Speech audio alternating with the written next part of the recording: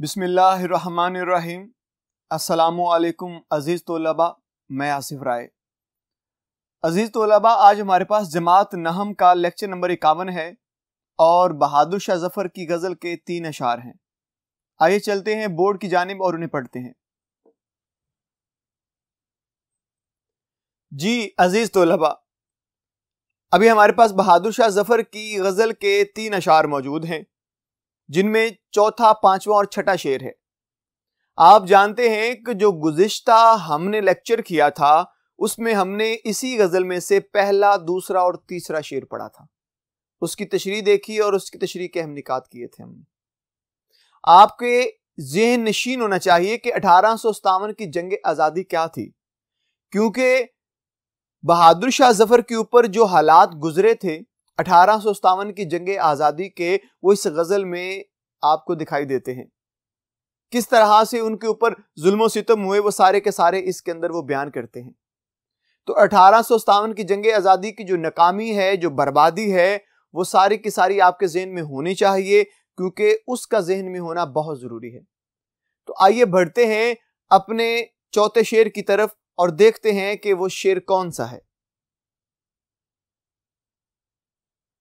जी प्यारे बच्चों, अभी हमारे पास शेर नंबर 4 मौजूद है और शेर है, इन हसरतों से कह दो कहीं और जा बसें, इतनी जगह कहां है दिले दागदार में। इसका मफहूम देखिएगा ताकि आपके लिए आसानी हो जाए समझने के लिए। इन हसरतों से कह दो कहीं और जा बसें, ये जो मेरी ख्वाहिशें हैं, तमन्नाएं हैं, इन्हें कह दीजिए मेरे दिल से रुखसत हो जाएं, क्योंकि मेरे दिल में और जगह नहीं है। इतनी जगह कहां है दिले दागदार में, क्योंकि मेरा दिल जो है वो गमों से पहले ही भरा हुआ है, लिहाजा इनके लिए मेरे पास और जगह मौजूद नहीं है। हल लुगत, हसरतों ख्वाहिशों, यानी हसरत की जमा हसरतों, ख्वाहिश की जमा ख्वाहिशों, दागदार गमजदा या ऐबदार। तशरीह में आ जाते हैं तो पहला नुक्ता है हमारे पास, जो है जिंदगी का मुख्तसर होना। इंसान बखूबी इस चीज को जानता है कि इंसान की जिंदगी एक खास मुद्दत के लिए आपको अता हुई है। जिस तरह ये कायनात आर्जी है, दुनिया की कायनात की हर चीज भी आर्जी है। आपकी जो जिंदगी है ये खास मुद्दत लेके आई है। इस पूरी मुद्दत के बाद फौरन अल्लाह इस अमानत को वापस ले लेगा। शायर यह बताना चाहते हैं कि जब आपकी जिंदगी मुख्तसर है, आपके जिंदगी का अरसा बहुत थोड़ा है, तो हमें इसके ऊपर जो कामिल एतमाद है वो नहीं रखना चाहिए, क्योंकि 1857 की जंग आज़ादी का जो मामला हुआ, वो जो सारा अक्स आपकी निगाह में आता है, आप उसे देखें कि किस तरह से जुल्म सितम के पहाड़ गिराए गए हैं मुसलमानों पर, जिनमें खास तौर पे बहादुर शाह जफर के अहले खाना पर। शायर यहां कहते हैं कि मेरे दिल में इतने गम भरे पड़े हैं, इतने ज्यादा गम है कि अब मेरे दिल में और जगह नहीं है, लिहाजा इन गमों को कहीं और ले जाइए, इन तकालीफ को कहीं और ले जाइए, मेरा दिल पहले मामूर हो चुका है।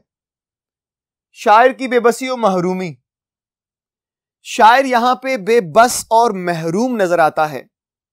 एक वक्त वो था कि दिल में हजारों ख्वाहिशें थी, अब वो वक्त है कि दिल में ख्वाहिश कोई भी पैदा नहीं होती। जब वो सारा बर्बादी का समा नजर आता है तो दिल में ख्वाहिश पैदा नहीं होती है, क्योंकि इंसान को उस वक्त मालूम पड़ता है कि जिंदगी तो बहुत मुख्तसर है और कोई भी चीज आपके पास पायदार नहीं है। आपकी खुशी आपकी नहीं है, वो लौट जाएगी, गम आ जाएगा। गम आपके पास हमेशा नहीं रहेगा, वो चला जाएगा और खुशी आ जाएगी। शायर कहता है कि अब मैं बेबस हूं, अब मैं महरूम हो चुका हूं मैं, और मेरी जो जाती चीजें थी मुझसे छीन ली गई हैं। अब मेरे पास महरूमी के अलावा और कुछ नहीं है, मेरा दिल दागदार हो चुका है। दिल का बेहद गमजदा, जब इंसान से उसकी कीमती चीज छीन ली जाए, और वो कीमती चीज उसकी आजादी है। जब आजादी ही आपसे छीन ली जाए और आपको एक पिंजरे में कैद कर दिया जाए, तो आप अंदाजा कीजिए कि आपकी जिंदगी कितनी तकलीफ दी हो जाएगी। एक परिंदे को जो आजाद फिजाओं में अपने परों को फैलाए उड़ता है, उसकी आजादी छीन कर आप उसको एक ऐसे पिंजरे में कैद कर देते हैं जहां से वो निकल नहीं सकता, गोया उसके पर होने के बावजूद भी वो आजाद नहीं है। तो इंसान भी इसी तरह से है, जब वो परेशान हाल होता है, तकलीफ में फंस जाता है, तकलीफ ज़दा हो जाता है, तो उसको लगता है कि अब मेरा बस नहीं चलता, मैं बेबस हो गया हूं। एक बादशाह सलामत हैं, वो अपने वक्त के बादशाह हैं, मुगल हुकूमत के आखिरी चश्मो चिराग हैं, और उनको तख्त से उतार के कैद कर दिया जाता है। ये उसके लिए तो बड़ी तकलीफ दे बात है। इसलिए शायद यहां पे बताना चाहते हैं कि मेरा जो दिल है वो गमों से भरा पड़ा है, अब उसमें जगह नहीं है कि और कोई चीज समा सके, इसमें मोहब्बत नाम की तो चीज रही नहीं है, गमों से ये चूर हो चुका है। जी प्यारे बच्चों, ये तो था हमारे पास शेर नंबर 4। आइए बढ़ते हैं शेर नंबर 5 की तरफ और उसे देखते हैं। जी प्यारे बच्चों, अभी हमारे पास शेर नंबर 5 मौजूद है, उसको पढ़ लेते हैं। शेर है,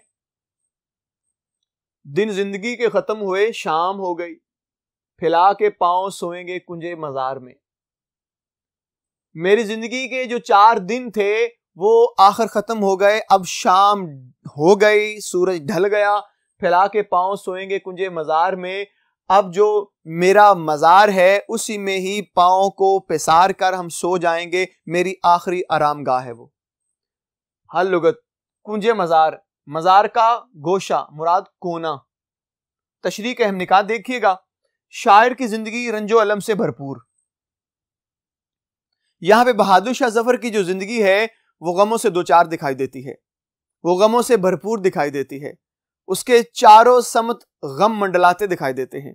वो किसी लम्हे भी अब खुशी की तरफ जाना नहीं चाहता, ना उसके करीब दूर दूर तक खुशी मौजूद है, क्योंकि उसके तमाम अहले खाना को कैद कर लिया गया है और उन्हें कैद करके जिंदा में भेज दिया गया है, और उनके बेटों को कत्ल भी कर दिया गया है। उनको किस तरह से अजीतें दी गई हैं। इसलिए शायर यहां पे कहते हैं कि अब मैं इस कदर गमजदा हूं कि रंजो अलम मेरी जिंदगी में ऐसे आए हैं जैसे कि तोहफतन वक्त ने मुझे अता कर दिए हो। अंग्रेजों ने किस तरह से उनको जकड़ा और उनकी आजादी को छीन कर उनको जंजीरों में बंद कर दिया गया है। ये जो लम्हा है ये इस कदर तकलीफ दे है कि शायर कहता है कि अब मुझे नहीं दिखाई देता कि आने वाले वक्त में मेरे लिए एक खुशी भी नजर आए जो मुझे इन गमों से निकाल के मेरा जी बहला दे। दूसरा नुक्ता, हर तरफ तबाही और बर्बादी। अंग्रेज 1857 की जंग आजादी के बाद काबज हो गए पूरी तरह से। उन्होंने क्या किया, उन्होंने हर घर में दाखिल होकर उन लोगों को कैद किया और उनको बुरी तरह से सजाएं दी, उनके घरों को कईयों को जला भी दिया, आग लगा दी, और फिर बादशाह सलामत के महल तक उन्होंने रसाई हासिल की और वहां के लोगों को कैद कर लिया गया। कुछ लोग उन्होंने खरीद लिए और कुछ लोगों को उन्होंने मार दिया, कुछ लोगों को कैद कर लिया। इसी तरह से उन्होंने ये सिलसिला जारी रखा। इसलिए शायर यहां बताना चाहते हैं कि हर तरफ तबाही और बर्बादी थी। जिधर देखते थे कुछ मकान जलते दिखाई देते थे, किसी तरफ देखते थे तो इज्जतें लुटी हुई थी। हर तरफ से बर्बादी का जो मंजर है वो दिखाई देता था। तो वो दिल्ली जो कभी बड़ी रोशनियों का शहर हुआ करता था, बड़ी खुशी के वहां पे जो है वो साजियाने जो है वो बजा करते थे, अब क्या है, अब हर तरफ जो है वो माहौल खराब होता दिखाई देता है। हर तरफ जो है बर्बादी और तमाम जो मामलात थे वो बिगड़ते हुए दिखाई देते हैं। कोई शख्स भी खुशहाल दिखाई नहीं देता है। इसलिए शायर ने वो पूरी मंजरकशी कर दी है। मैं जिधर भी देखता हूं वो माहौल जो है वो मुंतशर हुआ दिखाई देता है। जिंदगी को खुद मौत के हवाले करना। यहां पे वो कह रहे हैं, जिस तरह उन्होंने कहा कि फैला के पांव सोएंगे कुंजे मजार में, अब यहां पे शायर ऐसा लगता है जैसे वो अपनी तमन्नाओं को दफना के अपने दिल के अंदर ही उनका कब्रिस्तान बना रहे हैं। अपने दिल के अंदर ही उन्होंने अपनी ख्वाहिशात को जला कर राख कर दिया है।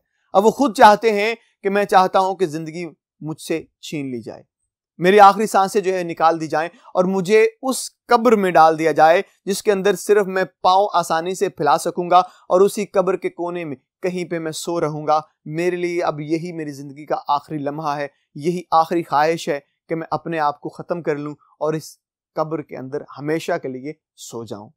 जी अजीज तोलबा, ये तो थे हमारे पास 3 निकात जो कि शेर नंबर 5 के थे। आइए शेर नंबर 6 की तरफ बढ़ते हैं और उसे पढ़ते हैं।